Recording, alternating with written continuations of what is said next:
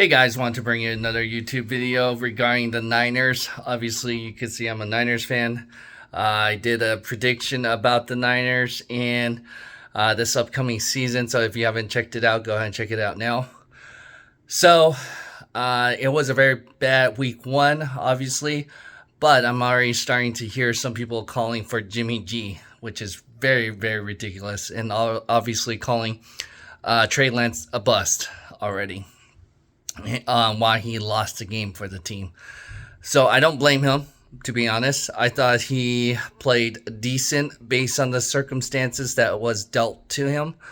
The issues was, they were up 10-0. But for a young quarterback, this has always been a great recipe for these young quarterbacks. Look at Tom Brady. You had good defense. You had good running game. You always have to be able to control the clock. That's the thing.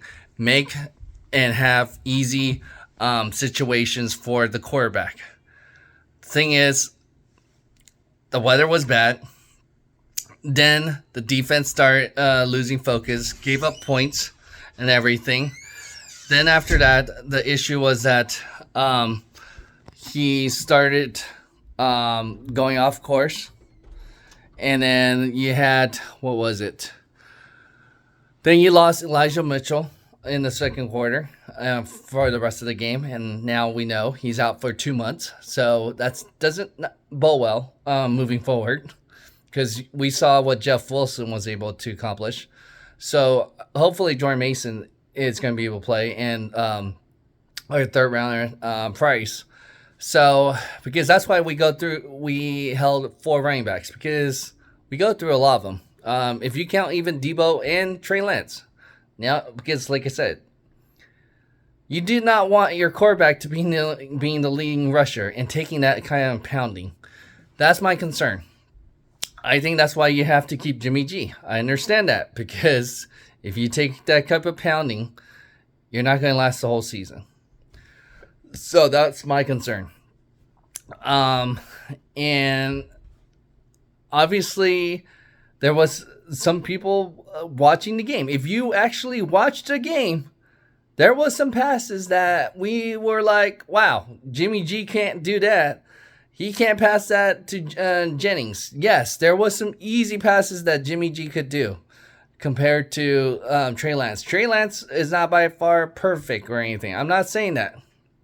But because of the ceiling and the potential there, I'd rather take my chances with Trey Lance. With what helps Jimmy G to win is some of that formula. We need that running game to be established. We need that O-line to play well, which the O-line did not help in the second half. We need, what else? Defense needs to play well. Special teams needs to play well. In the running game. The quarterback, that's what Jimmy G was good at. You don't want to lose the game for the team, but you don't want, so you just need to come along and manage the game for now and learn as much as you can. He opens up the field. I think in better conditions, he will open the field. He will be able to run probably more in that sense too, because it's harder to grip and not fall and stuff like that. So I think it was just a really tough situation in that first game. I don't think everyone should panic yet. The guy has only played 1 year of college and 3 starting games now. 2 last year. I thought one of them looked really good. One of them, he almost beat Arizona. So, for this, yes, it is disappointing that you lost to Chicago. But here's the thing, right? It's the first week. There's a lot of rust for a lot of teams. I mean, look at the Colts and the Texans. They tied the game.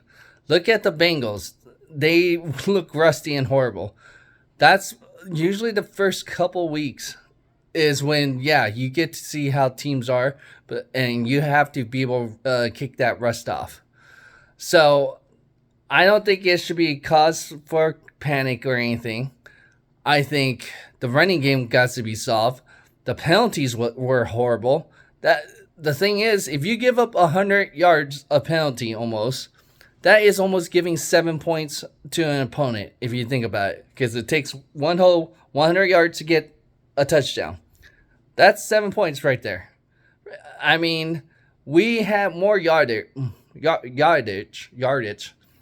than the Bears. So, yeah, the stats are a little skew in that sense. And, yeah, the other thing is Justin Fields made the plays that he needed to make. He got that wide open touchdown, and that's where the defense fell asleep, giving up that 51-yarder touchdown right there. And then it's some of those things that, those penalties from the defense, those should not happen.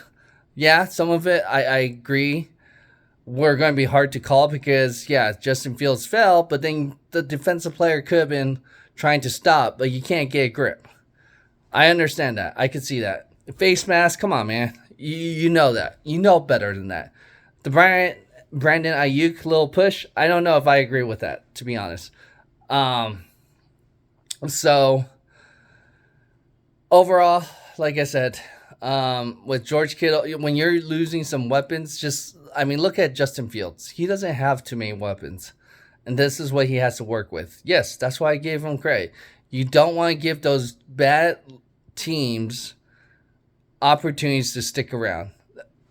Like, Debo should have not fumbled at the red zone. That should have been a touchdown conversion right there. Another one, it could have been a different game if he hit Kraft, our backup tight end. I think Jimmy G would have probably been able to hit that usually. But Trey Lance took ownership and took blame for what he did. That was his fault. So he definitely threw a bad interception. The camp defend him there. But I think what's interesting is I feel like he throws a better deep ball than the short and medium and middle of the field. I feel like you got to take those shots, I feel like, where maybe you just keep running more and get those one-on-ones outside. I would prefer that, I think. That's where he's probably going to get more that way. The O-line needs to play better. Now, I would panic a little bit more if they lose to Seattle and plays just as bad as this last game. Then there is cause to be concerned. That's where I would say, okay, this is bad. But here's the positive. All the teams are 0-1. Seattle plays tonight, but I think they're going to be 0-1. So everyone's tied. And, hey, we're tied for first for the NFC West. So until a team wins next week, we'll find out who holds first. Remember, you just got to beat your division to get in that sense. The rest, then you're going to be fighting for that wild card. So I'm hoping that we win that division and make it easy to clinch that way. All right. So whether you go 10-7 or 9-8 for the rest, if everyone goes that way, but I don't see us doing that. I know it's a long year. I mean, look at the Packers last year. They finished first, even though they lost their first game. So let's not panic. Let's regroup, obviously. Obviously, we did not expect this rain. But yeah, we all definitely thought the Niners were going to win this game. So it is disappointing, definitely understandable. So go ahead, let me know what you think. Do you think I'm crazy? Or am I just being a homer? But like I said, I think Trey Lance is going to be fine. It was a tough situation.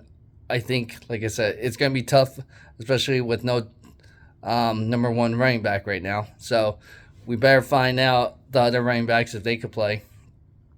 Take that number one role. Obviously, Jeff Wilson will be taking that, but I feel like he's going to get hurt at one point during the next 2 months also, because that's why we have so many running backs, okay?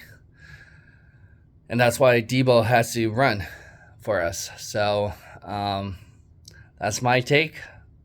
Go ahead and hit that like button. Subscribe to our channel if you haven't done so already. And together we could build better tomorrow. Thanks.